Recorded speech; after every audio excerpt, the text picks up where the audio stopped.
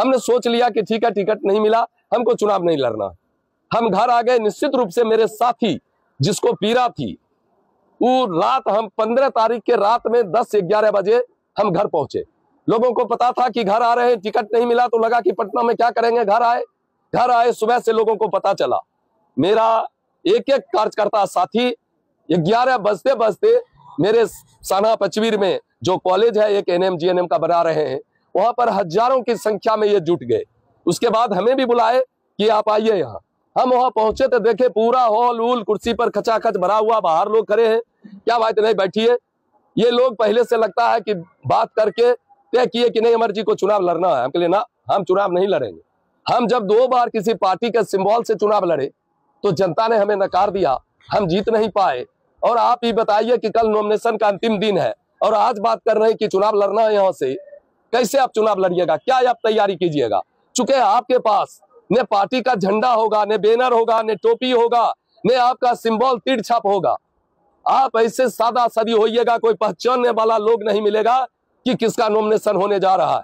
लेकिन मेरे साथियों ने कहा कि आप उसकी चिंता न करें, और कल जो हम नॉमिनेशन करेंगे वो आप देखिएगा कि क्या नॉमिनेशन होता है। वो 1000-1200 के जो लोग थे, उन्हीं के कृपा पर, उन्हीं के मेहनत पर, उन्हीं के समर्पण के बदौलत हम 17 तारीख को नॉमिनेशन सिर्फ हम घर से तैयार होके चले। और ये एक एक कार्यकर्ता ने एक एक पंचायत में, एक एक गांव में जो तैयारी किया, जो व्यवस्था की, वो निश्चित रूप से हम उसके लिए उसका आभारी हैं। उनको धन्यवाद देते हैं कि मेरा बिना कोई प्रयास का ये कार्यक्रम करके दिखाया, मेरे ताकत को बढ़ाया। कि आप देखिए 10,000 12,000 भीड़ के साथ इन्होंने मेरा नामांकन करा दिया।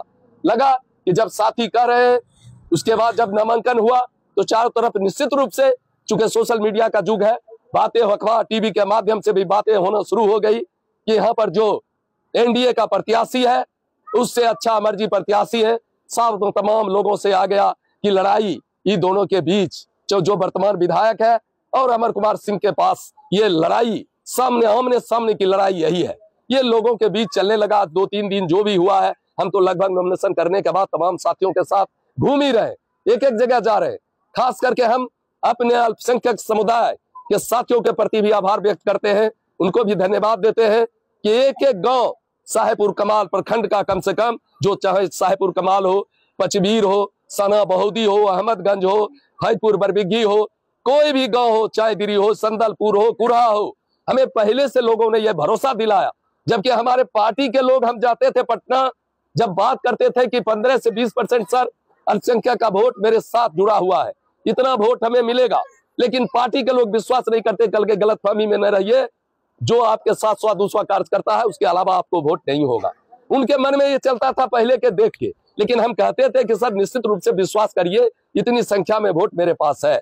लेकिन जब ने हम निर्दलीय इन्होंने तय करा दिया, तो उसके बाद जब घूमना शुरू किए, कल हम पचवीर अपने गांव में जब घूम रहे थे तो तमाम साथी यहाँ अल्पसंख्यक से लेके सब साथी साथ चल रहे थे, सैकड़ों की संख्या में। एक एक घर का लोग, नर नारी तमाम निकल के इतना विश्वास दिलाया कि उस गांव में जहां हमको एक वोट भी होने का उम्मीद नहीं था पहले, आज 60 से 70% वोट उस गांव में हमको देखने को मिला।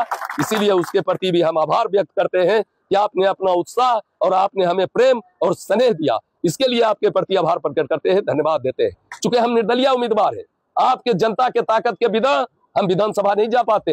हम तो दल से भी लड़े नहीं जा पाए, आज तो निर्दलीय के रूप में आए हैं। कार्यकर्ताओं का स्नेह है, और खास करके अगर अल्पसंख्यक समाज का जब तक स्नेह नहीं होगा, आशीर्वाद नहीं होगा, हम निश्चित रूप से विधानसभा नहीं जा पाएंगे। ये हम समझते हैं कि आपके बिना हम विधानसभा नहीं जा पाएंगे। तो आप अगर हमें मत करते हैं तो निश्चित रूप से याद रखिए, हम आपका ये एहसान, और आपका जो मेरा भी जीवन में सार्वजनिक जीवन है, आपके साथ जो आपका अधिकार मेरे ऊपर होगा, हम उसके लिए आपके साथ हमेशा खड़ा रहेंगे। 24 घंटा आपके लिए खड़ा रहेंगे। आप 12 बजे रात में भी आप हमें आवाज देंगे तो हम आपके बीच उपस्थित मिलेंगे हमेशा। यही आपसे आग्रह निवेदन करने आए हैं। किसी भी प्रकार का कोई भी मन में कोई भाव नहीं रखिए। कहीं से भी कोई गलतफहमी अगर मन में बैठा हुआ है, हम निवेदन करने आए हैं कि उसको निकालिए और एक बार हमको अवसर दीजिए। चूंकि हम ये स्टेज में आए हैं कि निर्दलीय रूप में आपके बीच खड़ा है। चूंकि कहीं न कहीं हम जनता दल यू में भी हुआ करते थे, तो आपके मन में लगता था भारतीय जनता पार्टी लोजपा किससे गठबंधन है। मन में किसी से हमसे कुछ नहीं रहते हुए भी दल के गठबंधन के कारण भी परेशानी लोगों को होती थी, क्योंकि हमारा भी सार्वजनिक जीवन है, देखते रहते थे, कोई न कोई बहाना लगते ही रहता था।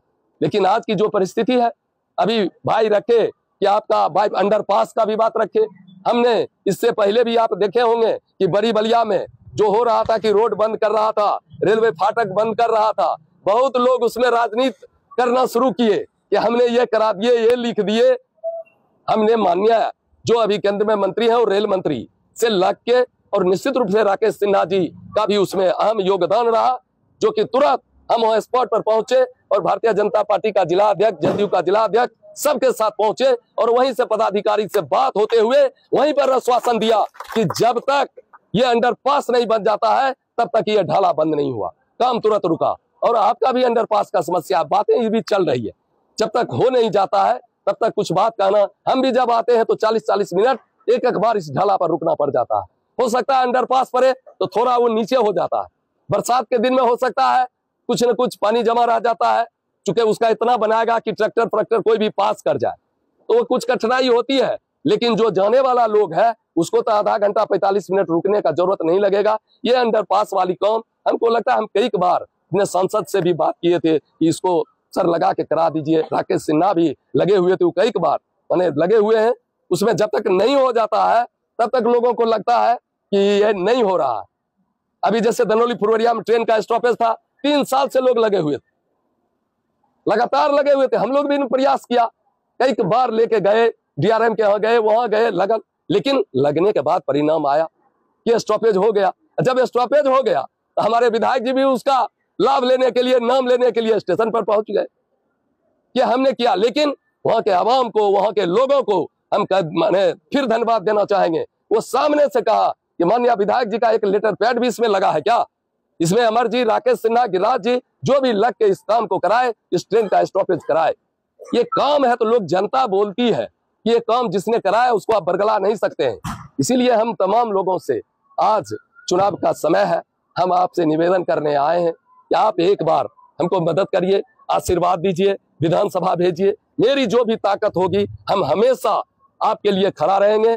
कुछ भी नहीं हो, एक शरीर लेके आपके सुख और दुख में हम खड़ा मिलेंगे हमेशा मजबूती से। हम तो यही आश्वासन, यही वादा आपके बीच करके जा सकते हैं कि आप कभी भी हमको किसी भी मुसीबत में खोजिएगा, किसी भी घड़ी में खोजिएगा, आपके एक बुलावे पर हम एक आपके पास हाजिर रहेंगे। ऐसा आपके मन में नहीं लगेगा कि 2 परिवार है, वहीं ये आके रुकता है, वहीं चला जाता है।